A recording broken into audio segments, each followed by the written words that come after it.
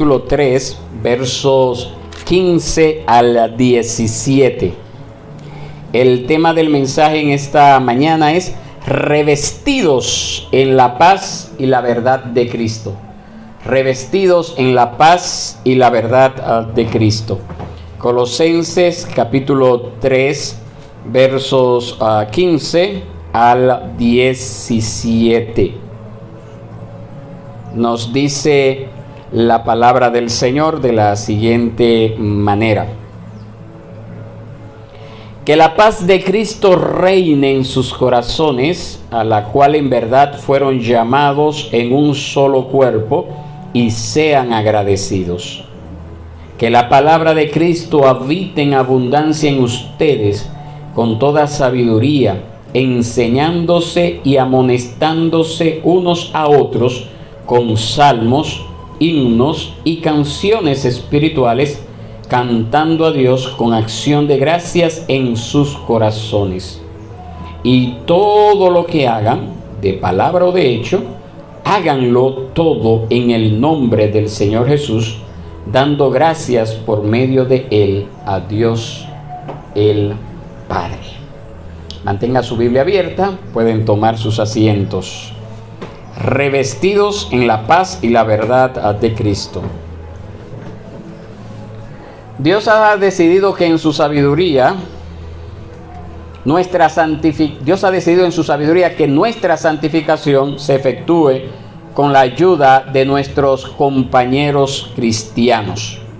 Dios pudo haber escogido otros métodos o otra manera, y a veces quizás nos sentimos como que, bueno, así lo hizo el Señor y no quisiera que fuera así. Quizás prefiriéramos que los dones que Dios nos ha dado viniesen directamente de Él y no a través de otras personas que frecuentemente tienen tan poco tacto para tratarnos. Entonces no estaríamos así en deuda con ellos. Preferíamos estar en deuda solo con Dios. Pero no es así como son las cosas, mis hermanos. Por la elección deliberada de Dios, la santificación es un proceso selectivo y colectivo que tiene lugar en una comunidad, y aparte de circunstancias especiales, el camino cristiano a la santificación siempre se dará en compañía con otros cristianos y con la ayuda del Señor y de esos otros cristianos. El camino hacia la santificación o mantenernos siendo santos siempre será en compañía de otros cristianos. Cuando yo veo pasajes como este que nosotros acabamos de leer, eso no me deja lugar a la menor duda, valga la redundancia, de que es la voluntad de Dios de que como cristianos vivamos la vida cristiana en un entorno de una comunidad de fe, en un entorno de una iglesia local. Eso es lo que nosotros vemos acá. Pablo ha enfatizado a través de Colosenses todo lo que nosotros hemos visto acá, la importancia y lo que es la supremacía de Cristo como Señor sobre su creación, sobre todo lo creado, pero también sobre sus seguidores. Nosotros lo hemos visto en pasajes como por ejemplo Colosenses 1:3, Colosenses 1:10, Colosenses 1:15 al 20, Colosenses 2:6. Entonces en estos versículos este tema central se aplica a la vida y la adoración en la iglesia. En estos versículos que nosotros acabamos de leer acá. Estos versículos concluyen precisamente la sección que hemos titulado y que comenzamos a ver el domingo pasado sobre el ser revestidos del nuevo hombre. Aquí nosotros aprenderemos dos últimas cosas de las cuales todo cristiano debe de estar revestido. Entonces mi oración es que Dios nos ayude a entender su plan y que nosotros también seamos obedientes a ese plan con la misma humildad que llegará a ser la norma dura pero inevitable de todo cristiano. Amén. Esa es mi oración, ese es mi deseo, ¿verdad? Que el Señor realmente nos lleve entonces a ser revestidos del nuevo hombre, como estábamos viendo el domingo pasado. El verso 15, si usted lo puede leer conmigo, nos dice de la siguiente forma: que la paz de Cristo reine en sus corazones, a la cual en verdad fueron llamados en un solo cuerpo. ¿Y qué cosa más debemos de ser? Sean agradecidos. Cuando el amor y las virtudes proporcionadas por el Espíritu Santo operan en el centro de la vida de la iglesia, la paz es el resultado natural. Eso es lo que ocurre de manera natural. Eso es lo que vemos ahí en ese verso 15. Que la paz de Cristo reine en sus corazones, a la cual en verdad fueron llamados en un solo cuerpo. Paz en el corazón, paz en la iglesia. Como dijo nuestro Señor y Salvador: mi paz os dejo, mi paz os doy. Yo no se las doy como el mundo se las da. Esa paz no está supeditada a que en mi entorno todo esté tranquilo. No es a esa paz que está haciendo referencia las Escrituras. No es que todo debe de estar tranquilo para yo gozar de paz. Al contrario, en medio de un mundo convulso, en medio de un mundo agitado, esa paz que sobrepasa todo entendimiento, que se nos es dada por el Espíritu Santo, nos lleva a estar confiados. En medio de un mundo convulso. Esa es la característica del creyente. Entonces el papel de la iglesia con respecto a esta paz está claro. ¿Qué es lo que nos dice aquí en este verso? Que debemos dejar que esa paz reine en nuestros corazones.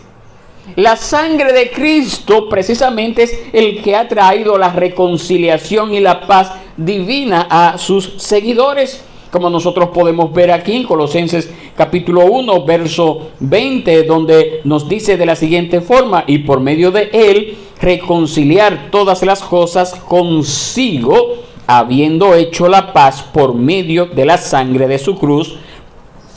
Por medio de él, repito, ya sean los que están en la tierra o los que están en los cielos. Es la sangre de Cristo lo que nos ha traído esa paz, esa reconciliación con él.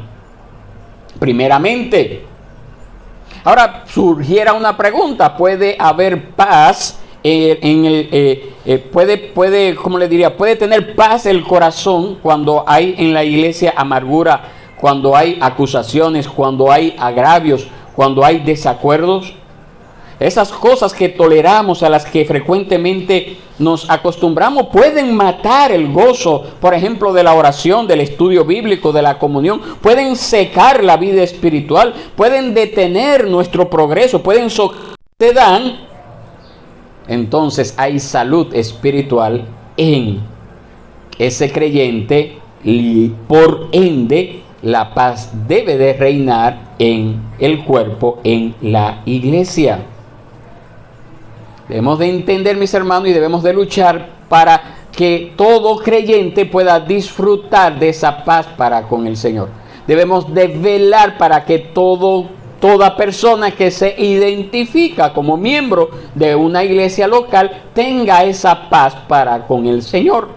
Porque si no hay paz para con el Señor, no va a poder haber paz entre sus hermanos. Nosotros somos llamados a amar a nuestros hermanos con ese mismo amor que Cristo tuvo hacia la iglesia. Amar a la iglesia como Cristo la amó.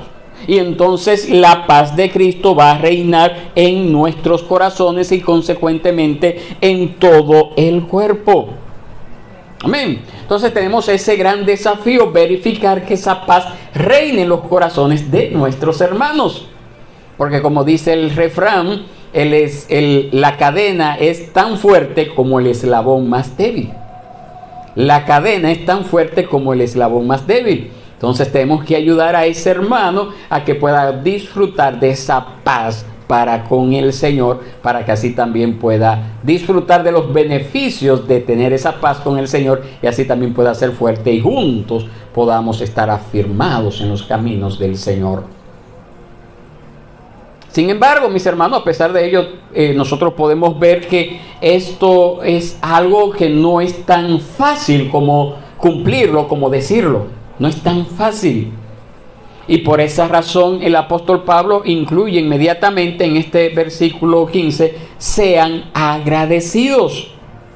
Si a nosotros nos parece imposible darnos a nosotros mismos, sacrificarnos por los demás, mostrar en todo tiempo esa compasión, esa bondad, esa humildad, esa mansedumbre, esa paciencia a los demás, en resumen, ese amor que es tolerante y perdonador, tenemos que hacer un ejercicio volitivo de cada uno de nosotros y decir, tú me has dado mucho, Señor, y por lo tanto yo debo de ser agradecidos. Y si encontramos difícil dar, seamos al menos agradecidos por lo que hemos recibido. Si somos agradecidos porque hemos recibido la paz de Cristo en nuestros corazones, entonces eso nos va a llevar a tener una actitud también deseosa de que los demás reciban esa bendición que yo he recibido.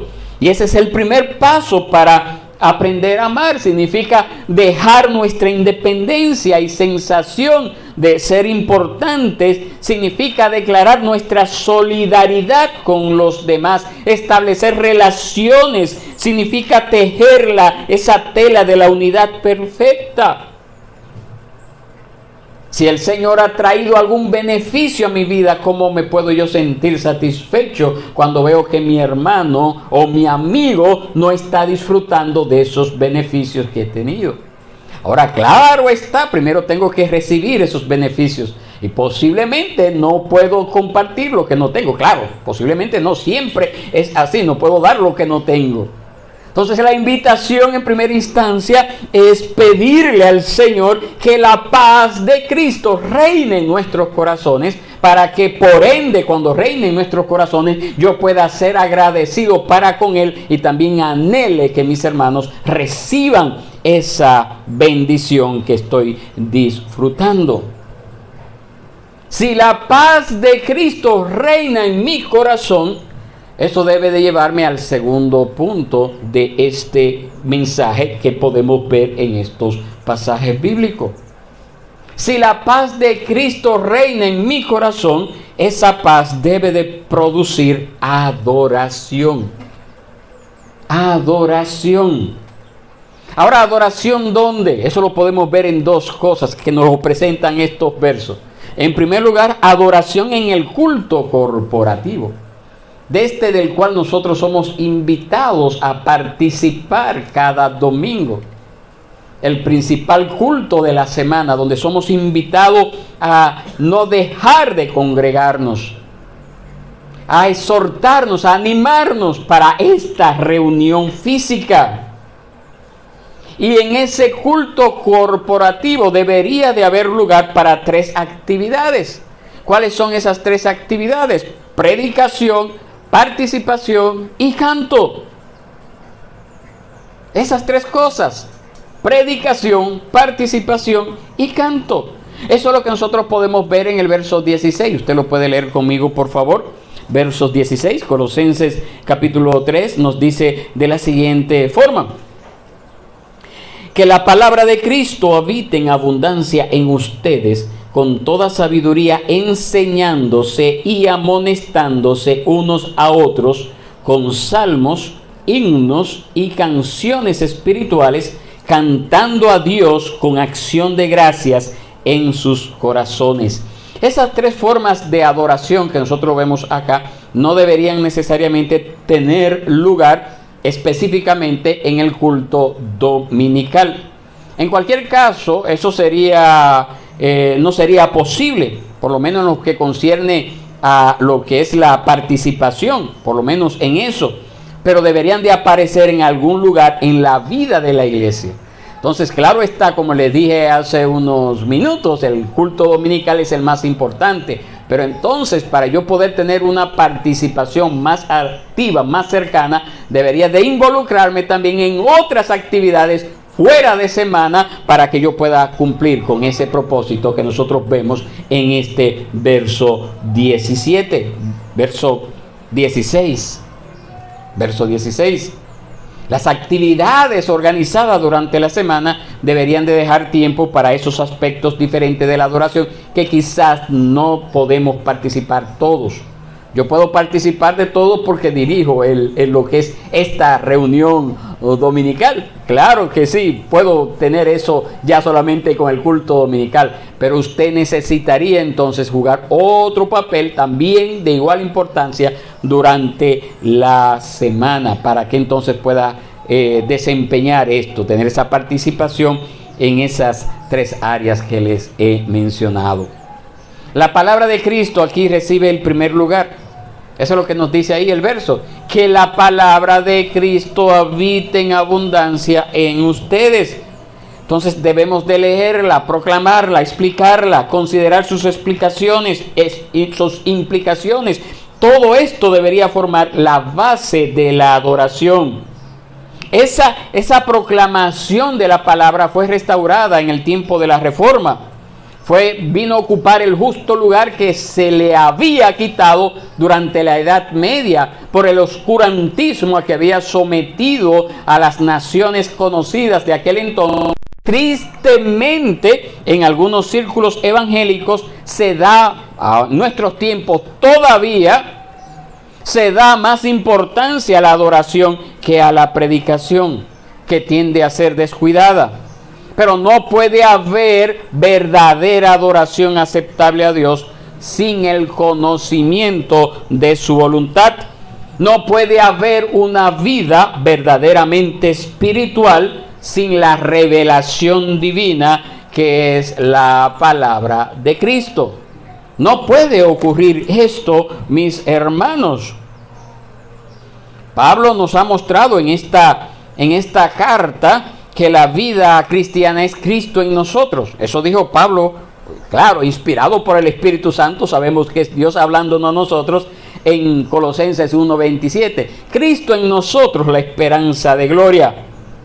Pero como también nosotros hemos visto en otro sermón que hemos tratado en domingos anteriores, esa presencia de Cristo no se da en medio de una experiencia mística, en medio de una experiencia religiosa, yéndose a los aires o siendo influenciado por las emociones. No, mis hermanos, sino que se da en el contexto de esa palabra de Cristo que debe de ser predicada, que debe de ser enseñada. Y claro está, el Espíritu Santo aplicándola al corazón de todos aquellos que le escuchan. Y cuando el Espíritu Santo aplica esto al corazón de aquellos que los escuchan, entonces esa palabra va gradualmente formando en ese creyente la imagen y la semejanza del carácter de nuestro Señor y Salvador Jesucristo. Amén. Lo va haciendo Cristo en nosotros. Cristo en nosotros, esa palabra que nos va llevando a descubrir todas las riquezas, lo que es la verdadera adoración, y nos lleva entonces a desarrollar vidas cristianas genuinas. Cristo en nosotros. Entonces la adoración no puede tener sentido, no puede ser inteligente o espiritual, es decir, en armonía con el Espíritu Santo, si esta palabra no ocupa el lugar central cuando nos congregamos. Lo que Dios desea decir al hombre es siempre más importante que lo que nosotros queramos traerle a él. Aprendamos eso, mis hermanos. Primero Dios, lo que Dios tiene que decirme. Y entonces, por ende, en base a eso, a lo que Dios me ha dado, a lo que Dios me ha dicho, entonces en base a eso adoro. La predicación en nuestros tiempos es muy criticada. Muchas veces es echada a un lado. Y muchas veces la echan a un lado porque el que tiene la responsabilidad de traer esa palabra no dedica tiempo a prepararse, no dedica tiempo a nutrirse de ella para poder compartirla, no dedica tiempo a estudiarla para poderla compartir. Pero debemos de saber que a pesar de ello, la predicación de la palabra no puede ser sustituida por un coloquio, por un compañerismo o por un tiempo para compartir entre todos y estar alegres. No, mis hermanos, la palabra no puede ser echada a un lado, su predicación no puede ser echado a un lado. Claro está, el compañerismo, el compartir, el hablar, el tener un tiempo para recrearnos, está bien. Está bien que lo hagamos, pero debemos de saber que la proclamación de la palabra de Dios siempre debe de ocupar el primer lugar en toda reunión pública de la iglesia. Amén. ¿Qué otra cosa nosotros podemos ver acá? Dice que la palabra de Cristo habita en abundancia en ustedes. Y después dice, con toda sabiduría, ¿qué más? Enseñándose y amonestándose unos a otros. Esa instrucción que nosotros vemos en esta porción nos dice a nosotros de que deben de haber relaciones libres y espontáneas, que deben de haber estudios bíblicos, hogareños, que debe de haber corrección, que debe de haber ánimo mutuo, que debemos de compartir experiencia. Es precisamente lo que le decía hace unos minutos. Aquí la palabra de Dios tiene repercusiones individuales y prácticas. La predicación de la palabra de Dios no debería de ser algo vago y teórico, sino que debería de tener consecuencias prácticas para la vida. En el momento en que yo salga de este lugar, ¿cómo yo voy a poner en práctica eso que he aprendido? ¿Cómo voy a compartir eso que he aprendido? ¿Cómo lo voy a llevar a mi vida diaria? ¿Cómo esto va a seguir afectando mi vida a partir de mañana? En mis quehaceres regulares, en mi jornada laboral o de estudio, ¿cómo esa palabra va a afectar mi vida? La palabra de Cristo es esa luz que debe de brillar en la vida. Es esa luz que me enseña, que me rectifica, que yo dije, bueno, hasta ahora yo estaba viendo esto y lo estaba recibiendo mal. Ahora entiendo que no debí de haberlo hecho así. Ahora tengo que tomar medidas para cambiar. Es corregir con ese objeto siempre de llevarnos al arrepentimiento delante del Señor. Esa es la palabra que debería de llevarnos a ese cambio, a esa transformación. Amén. Entonces yo siempre tengo ese desafío como hijo de Dios, y usted también como hijo de Dios, de que la palabra de Dios tiene que ir produciendo un cambio en su vida. Si no está produciendo un cambio en su vida, usted tiene que venir en esta mañana en arrepentimiento y fe delante del Señor, y decir al Señor, ten misericordia de mí, envía tu Espíritu Santo para que esa palabra que yo he estado recibiendo sea correctamente aplicada a mi corazón, transforme mi corazón y así yo pueda ser moldeado a la imagen y semejanza de tu Hijo amado. Amén. Pero no solamente se queda ahí. Lo que es la enseñanza y la corrección no son única y exclusivamente el monopolio de los pastores y ancianos de la iglesia, sino que también es el deber de todos los miembros de la iglesia. Todos nosotros somos responsables delante de nuestros hermanos de mostrarnos unos a otros donde nos equivocamos y edificamos mutuamente. Es decir, esta palabra yo también debo de prepararla, no solamente para yo recibirla, no solamente para yo vivir en el diario vivir, sino también de yo dársela a otros, de yo compartirla a otros. Eso es lo que dice el verso 16 que estamos leyendo aquí. No lo dice allí que usted debe de exhortarse unos a otros. ¿Ah? Entonces no es que está diciendo allí, dejen que los pastores los exhorten a ustedes y reciban la palabra y salgan a vivirla. No, debemos de hacer eso. Pero lo segundo es que yo debo también de exhortar, que yo también debo de enseñar, yo también debo de amonestar. Es decir, no es un privilegio dado exclusivamente a los pastores, sino que todo miembro debe de ser un maestro, debe también enseñar la palabra. Debe de crear las condiciones para que esta palabra pueda ser enseñada en lugares ya de manera más informal que un culto dominical. Un estudio bíblico debajo de un árbol, en una rancheta, en la calle, donde sea, donde sean dadas las condiciones. Allí yo debo de asumir esa responsabilidad para que la palabra de Dios corra de igual forma como está corriendo en mi vida, para edificarnos mutuamente. Todos nosotros aceptamos la responsabilidad de nuestros hermanos de ser exhortados, de ser animados. Frecuentemente nos encontramos con con esas personas que se enfocan en el aspecto de que esto es solamente algo restringido para el pastor. Claro está, lo que es la predicación, la proclamación pública, en primera instancia, Dios tiene a sus siervos que han sido llamados para desempeñar esa labor. Pero también yo tengo esa responsabilidad de enseñar estos conceptos a mi familia, a mi hogar, en mi entorno barrial allí. Yo también debo de enseñar esa palabra y tengo esa responsabilidad. Enseñándose y amonestándose unos a otros.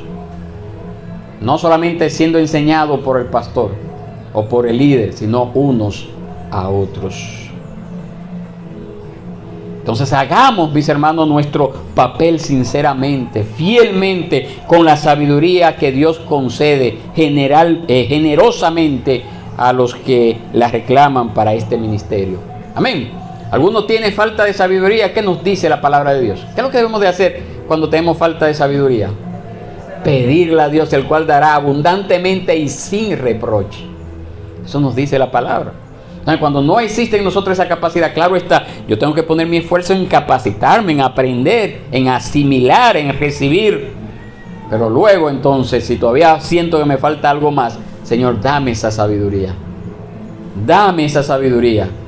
Y lo hacemos pidiéndolo confiadamente de que Él nos la va a dar abundantemente y sin reproche. Amén.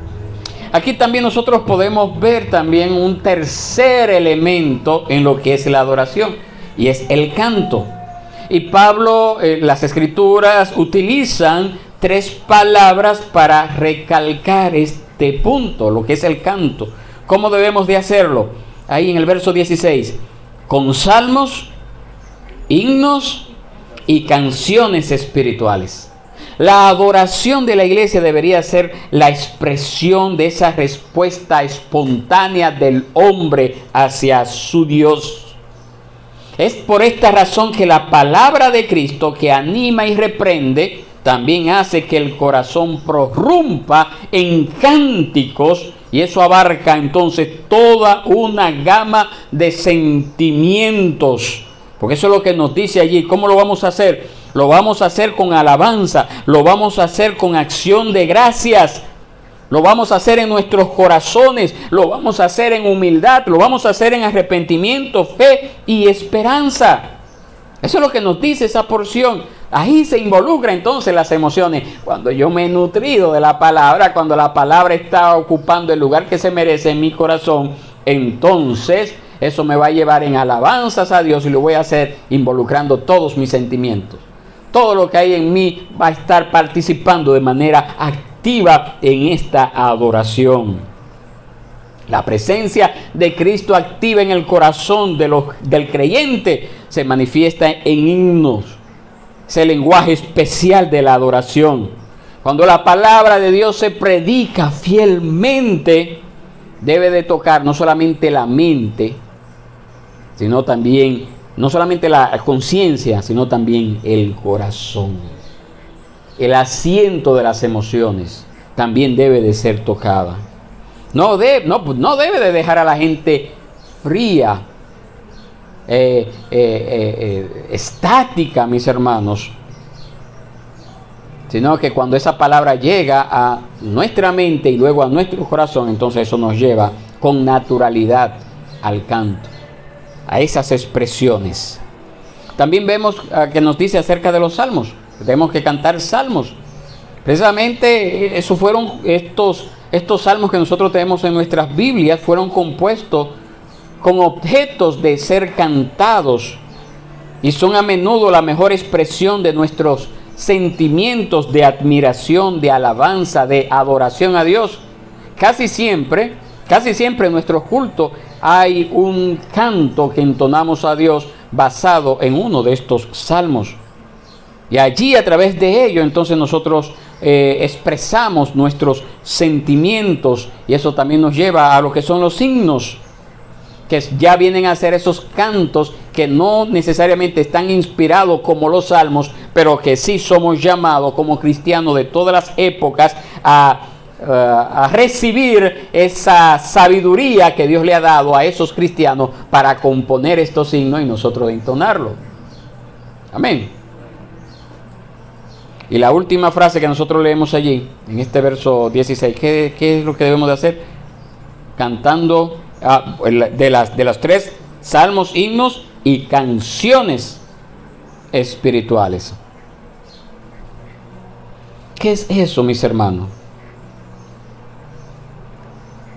El cántico de nuestros labios debería corresponder al cántico en nuestros corazones.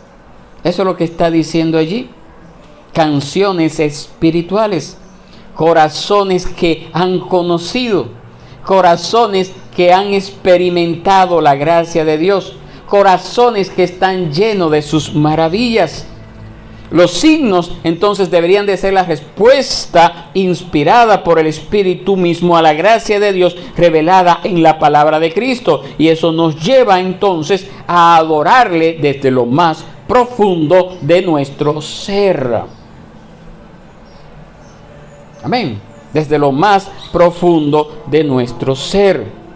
Y eso debe de llevarnos entonces a darle gracias al Señor por lo que sabemos que el Señor ha hecho en nosotros. Eso es lo que dice el verso 16. Ahí al final, cantando a Dios con acción de gracias en sus corazones. Acción de gracias por lo que Él está haciendo, por lo que Él hizo, lo que está haciendo y lo que hará. Confiados en que el Señor tiene dominio, control absoluto de todo lo que ocurre a nuestro alrededor. Entonces esa verdadera adoración, esa verdad de Cristo que debe de morar en nosotros y producir adoración corporativa, debe de llevarnos entonces en segunda instancia a adoración cotidiana. Mire lo que dice el verso 17. Miren lo que dice el verso 17. La adoración colectiva, que es la que hacemos acá en este entorno cada día del Señor, que lo hacemos en un momento en nuestra vida, porque es un momento muy corto de nuestra vida, debe entonces de llevarnos a una adoración en nuestro diario vivir, las 24 horas, los 7 días de la semana. Eso es lo que nos dice el verso 17.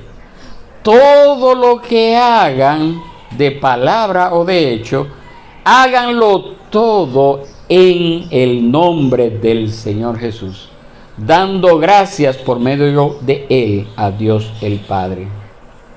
Ahí en ese verso 17 nosotros tenemos la verdadera adoración resumida en una frase.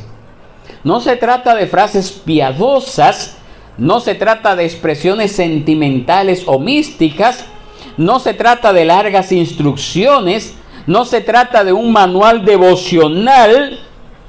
Por el contrario, se trata de un mandato breve e incluyente que no tiene nada de extraordinario o sensacional, pero que revoluciona toda la vida, dándole propósito, dándole significado, dándole dignidad, dándole grandeza, dándole santidad a la vida. La adoración no es intelectualismo o sentimentalismo, porque hay peligro siempre de caer en uno de estos dos errores. No es sentimentalismo ni tampoco intelectualismo.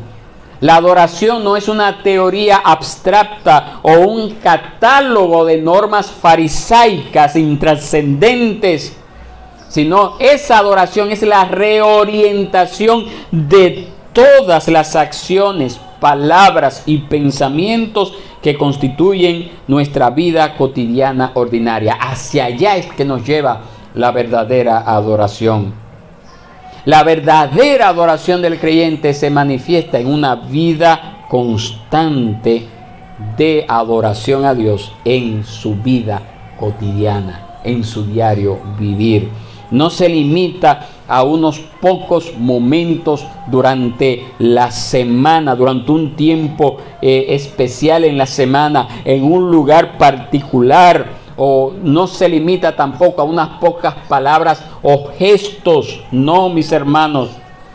No se expresa solamente usted dedicando una séptima parte de su tiempo, un día al Señor, o una décima parte de sus ingresos, sino en la consagración de todos los esfuerzos, pensamientos y palabras, todo su tiempo, todas sus posesiones al Señor y el resto de su vida aquí en la tierra. No es algo que usted hace un día a la semana. Es algo que usted es llamado a vivir en su diario vivir. Entonces, por esa razón, esa adoración implica que usted consagre a Dios su trabajo, que usted consagre a Dios sus sueños, que usted consagre a Dios su salud, que usted consagre a Dios sus alimentos, que usted consagre a Dios su juventud, que usted consagre a Dios su ancianidad, que usted consagre a Dios sus capacidades naturales, que usted consagre a Dios sus luchas, que usted consagre a Dios sus gozos, que usted consagre a Dios sus tribulaciones, sus tristezas. Dios ha venido a su vida, a toda ella, al centro de su vida.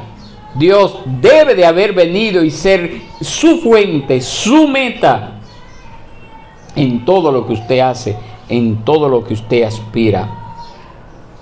Cuando el cristiano trabaja para un patrón, ofrece su obra no al patrón, sino a Dios. Cuando da órdenes a los que están bajo su mando, lo hace como sirviendo a Dios. Cuando habla con su vecino, lo hace sabiendo que Dios está presente. Cuando duerme o descansa, renueva su fuerza para ponerla a disposición de Dios.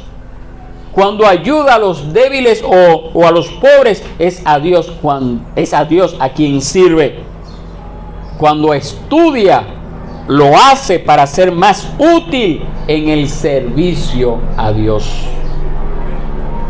Entonces, mis hermanos, todo lo que nosotros tengamos, todo nuestro interés, toda nuestra pasión debe de ser consagrada a Dios. Dios debe de llenar todas nuestras vidas. Dios debe de transformar todas nuestras decepciones, nuestros fracasos, nuestras quejas, nuestras rebeliones, nuestras humillaciones, nuestra fatiga, nuestra falta de sueño, nuestra pobreza. Todo debe de llevarnos a venir delante de Él en gratitud, como nos dice ese verso 17. Todo lo que hagan de palabra o de hecho, ¿cómo usted debe de hacerlo? ¿Cómo nos dice ese verso? ¿Cómo debemos de hacerlo? Háganlo todo en el nombre del Señor Jesús, dando gracias por medio de Él, de Jesús, a Dios el Padre. Sí, mis hermanos, tanto colectiva como cotidianamente, la adoración debería ser una respuesta agradecida, gozosa, resonante, desbordante a esa gracia de Dios, a las riquezas y abundancias que el cristiano ha encontrado en Cristo. Entonces, la pregunta que tendríamos que hacernos en esta mañana es, ¿podemos decir? Y esa es una pregunta personal que tenemos que respondernos personalmente delante de Dios que estamos. ¿Podemos nosotros decir que nuestra adoración en la iglesia y también en el trabajo, en la escuela o en la tienda, en la cocina o en el sillón, es realmente una expresión de esa gratitud que usted le tiene a Dios? Es una respuesta que usted debe de darse, porque el Señor nos manda a ser revestidos de esto en esta mañana, Señor, a través de esta exposición de su palabra. Estamos dispuestos a permitir que la paz de Cristo reine en nuestros corazones y nos lleve entonces a adorarle. Acá la adoración corporativa, pero en nuestro diario vivir, estamos dispuestos a eso. Que todo lo que hagamos busque glorificar a Dios y que su reino avance. Que su reino avance, viendo almas salvadas, viendo almas venir a los pies de Cristo, perseverando en los caminos del Señor a causa nuestra? ¿O por el contrario, somos instrumentos del enemigo para impedir que esas almas puedan disfrutar de esas bendiciones a sus hijos? Estemos de pie, mis hermanos, y oremos al Señor, pidamos gracia, misericordia, pidámosle al Señor que nos lleve a ser revestidos de la paz de Cristo, a ser revestidos de la verdad de Cristo, que se manifiesta en un estilo de vida diferente a cualquier otro estilo de vida que pueda tener ser humano aquí en la tierra sin Cristo. Diferente. Oremos al Señor.